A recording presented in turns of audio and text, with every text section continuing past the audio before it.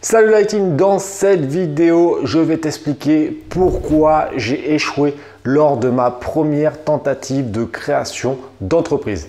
En effet, on va revenir à 10 ans en arrière, 2009, fin de mes études. Le lendemain, je vais au Pôle emploi et je crée ma première structure dans la foulée. Mais ce n'était pas du business en ligne. Eh non, j'ai commencé pendant quelques semaines, c'était assez court, je vais t'expliquer pourquoi, dans une activité plutôt physique qui était le dépannage informatique à domicile. Donc on était deux, il y avait mon associé qui était plutôt parti sur le côté technique et moi le côté marketing commercial. Donc on a fait un site et on connaissait rien en référencement. Donc on a fait un site qui était super moche, mais c'était horrible. Et voilà, et on attendait que les clients viennent. Grosso modo, la première erreur qu'on a fait, et c'est pour ça, là, dans cette vidéo, je vais t'expliquer les 5 erreurs que j'ai fait et que maintenant, avec l'expérience, je me rends compte que c'était voué à l'échec. Mais c'est pas grave parce que il faut rester jusqu'à la fin de la vidéo, parce que je vais t'expliquer pourquoi ça a été une très bonne leçon. Mais il faut rester jusqu'à la fin de la vidéo pour cela. Première erreur que j'ai fait, on n'avait pas de marketing. Au final, c'était moi le responsable marketing, mais sincèrement, on attendait que les gens viennent, mais on n'avait pas de réel plan de communication, à part des flyers. Le seul truc qu'on avait fait il y a 10 ans, c'était de faire des flyers et les distribuer dans notre ville. Le truc, au niveau perte de temps, c'est un truc de malade.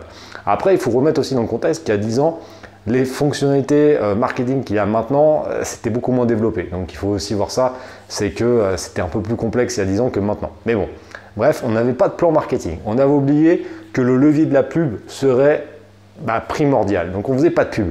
Donc on avait un site qui était méga moche, avec des couleurs dans tous les sens, c'était horrible. Et c'est tout. C'est-à-dire qu'on avait un numéro de téléphone et on attendait que les gens nous appellent.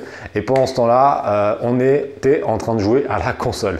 Pourquoi on n'était pas motivé? En fait, ce n'est pas une question de motivation, c'est le deuxième problème, c'est qu'on n'était pas inspiré. Ça veut dire qu'on avait fait ça un petit peu par défaut, mais on n'était pas inspiré par ce qu'on faisait. Donc forcément, quand tu n'es pas inspiré par quelque chose, tu n'es pas motivé.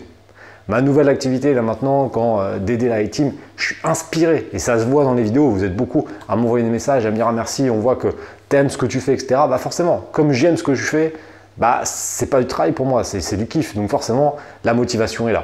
Il y a 10 ans, dans l'activité de dépannage, j'étais pas inspiré parce que moi, franchement, ça me saoulait. Et en plus, c'était pas moi le côté technique, moi j'étais le côté marketing commercial. Mais comme il n'y avait pas grand chose à faire parce que je savais pas trop comment m'y prendre, c'était un peu compliqué. Donc sincèrement, j'étais pas inspiré et on s'est vite démotivé. Et ça a été ça.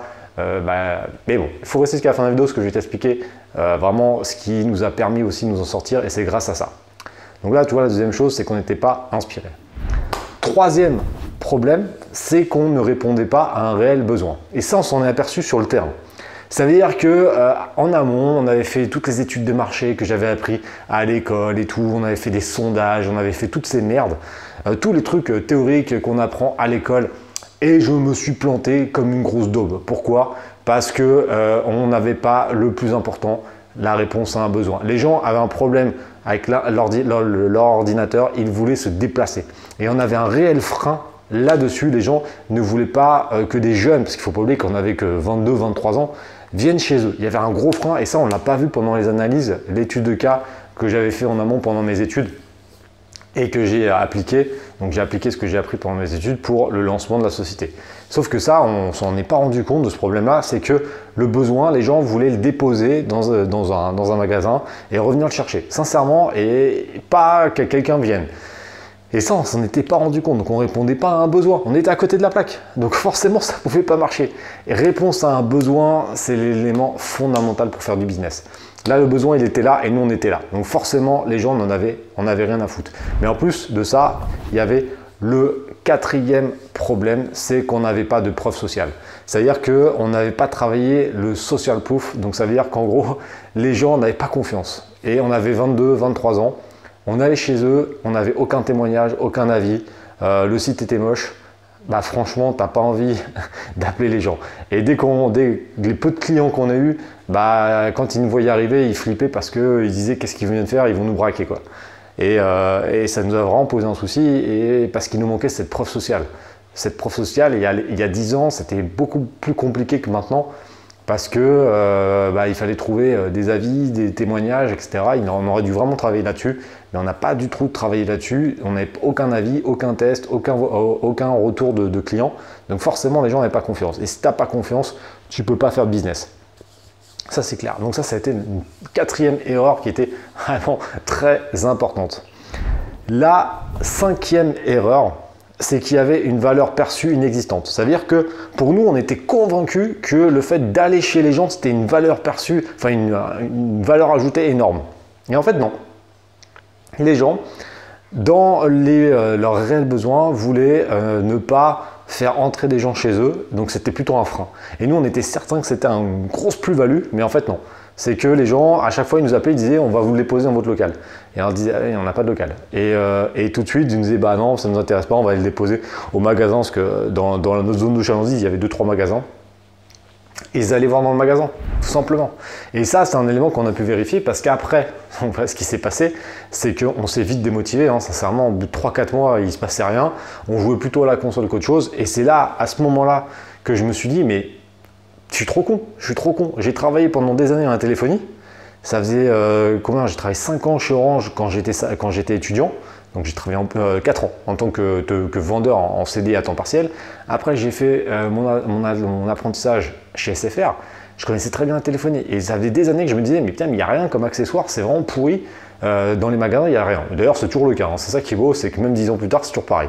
Sauf que sur internet à l'époque il n'y avait quasiment rien non plus. Donc je me suis dit il y a un créneau là, il y a un créneau, il va falloir creuser là-dessus.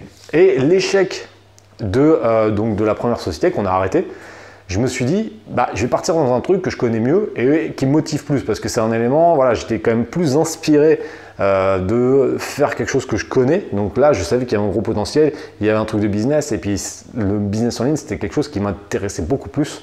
Donc on s'est mis dedans et c'est à ce moment-là qu'on a commencé, avec une petite somme, 2000-2500 euros. Et le fameux effet boule de neige s'est mis en place et voilà, la première année, on a fait je ne sais plus combien, j'ai une vidéo où j'explique les chiffres mais je ne me rappelle plus exactement, mais ça se comptait déjà en plusieurs centaines de milliers d'euros et après on est passé en société. Et la société, on a réintégré au bout d'un moment une partie dépannage informatique pour voir si le fait d'avoir des locaux ça allait changer et effectivement, on a mis une branche service et cette branche service marchait quand même plutôt pas mal, c'est-à-dire que les gens venaient dans nos locaux et on avait une personne qui s'occupait de la partie informatique. Alors après ça, on l'a pas beaucoup développé parce que la partie sur internet a pris tellement une grosse ampleur que sincèrement c'était des peanuts par rapport à ce que ça nous apportait la vente sur internet. Mais le concept, au final, on voulait quand même le tester. Et le fait d'avoir juste un local, une preuve sociale beaucoup plus importante, parce que du coup la société, on avait des avis sur la partie d'e-commerce, donc les gens avaient beaucoup plus confiance. Et tout ce que je t'ai expliqué en amont, les 5 erreurs, en réglant ça avec l'expérience, on a réussi quand même à mettre en place le business qu'on souhaitait, indirectement, grâce à l'activité principale qu'on a développée. Mais en fait, à la fin de la vidéo, c'est pour ça qu'il fallait rester. Qu'est-ce que ça m'a apporté de me planter? C'est que déjà, je me suis rendu compte de plusieurs choses. Je me suis déjà rendu compte que ce qu'on t'apprend à l'école, la théorie, c'est deux choses différentes entre la théorie et la pratique. C'est-à-dire que moi, j'ai mis en place tous les trucs théoriques et je me suis rétamé comme une merde. Derrière, on a pris tout le pratique, on l'a appliqué et ça a fonctionné. Ça, c'était la première chose. Deuxième chose, il ne faut pas réinventer la roue.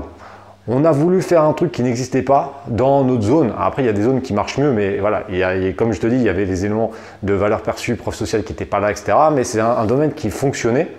Mais au final, tu regardes que même autour de toi, il y a beaucoup de dépanneurs avec des magasins, mais pas beaucoup de dépanneurs à domicile. Parce que c'est un élément qui freine. Et ça, on a voulu faire le truc innovant. Mais l'innovation, c'est un truc où tu te plantes souvent. Et d'ailleurs, cette erreur, je l'ai refait plusieurs fois après dans la téléphonie. À chaque fois que je partais sur des trucs innovants où il n'y avait pas de concret, je me suis planté. Alors qu'à chaque fois que je reprenais quelque chose qui marchait et que je me différenciais et j'apportais de la plus-value, ça fonctionnait. Et ça, c'était un élément que j'ai pu tester plein de fois. Je l'ai fait 3-4 fois à partir sur des produits où on n'avait pas de data, donc pas de données, on ne savait pas ce que ça vendait ou pas. Mais à chaque fois, je me suis rétamé. Donc comme quoi, il ne faut jamais réinventer la roue. Il faut prendre ce qui fonctionne, l'améliorer et pas chercher plus loin. Donc ça a été une grosse leçon que j'ai apprise. Même si derrière, j'ai essayé plusieurs fois de retenter des innovations, mais c'est un truc qui ne marche pas. Là, je peux le dire qu'en 10 ans, à chaque fois que j'innove un truc, ça ne marche pas. Donc je reprends des trucs qui fonctionnent. Donc ça, c'est un truc qui m'a permis, bah voilà, on a perdu quelques mois, on n'a pas perdu beaucoup d'argent parce que c'est un investissement qui était très faible, mais c'est une bonne leçon. Échouer, t'apportes toujours quelque chose. C'est un truc qui est important. C'est un truc que j'ai appris, c'est que l'échec te permet d'apprendre beaucoup plus que les réussites. Des fois, tu réussis des choses, mais tu ne sais pas comment tu fais. Quand tu te plantes et quand tu échoues, en général, tu sais pourquoi. Et ça m'a servi après pour les différentes sociétés que j'ai mis en place. Et même maintenant, c'est ce qu'on appelle l'expérience empirique. C'est le fait d'avoir l'expérience qui se cumule. Et maintenant, les conneries que je fais, c'est des toutes petites conneries. Donc ça a été bien de me planter au début parce que maintenant, les erreurs que j'ai fait, c'est des petites erreurs et c'est des petits réajustements. Souvent, je fais des bêta-tests. Même maintenant, je fais des tests qui me coûtent 50, 20 euros, 30 euros, 100 euros que j'ajuste au fur et à mesure, mais ça me permet d'éviter de perdre des milliers d'euros. Donc ça, c'est l'erreur que j'ai fait au début, c'est de ne pas partir sur un réel besoin. Donc ça, n'oublie pas la chose la plus importante pour faire du business en ligne, du e-commerce, pour ne pas échouer, il n'y a pas 15 000 clés.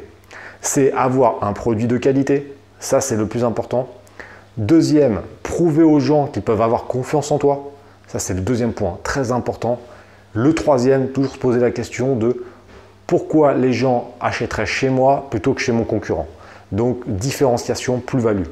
Et je rajouterais même un quatrième élément, toujours se remettre en cause. Le jour où tu arriveras numéro 1, le travail commencera à ce moment-là. Parce que monter numéro 1, ce n'est pas le plus dur. Le plus dur, c'est de rester numéro 1. Et ça, c'est le plus important. En tout cas, j'espère que cette vidéo t'a fait plaisir et t'a apporté du contenu et de la plus-value.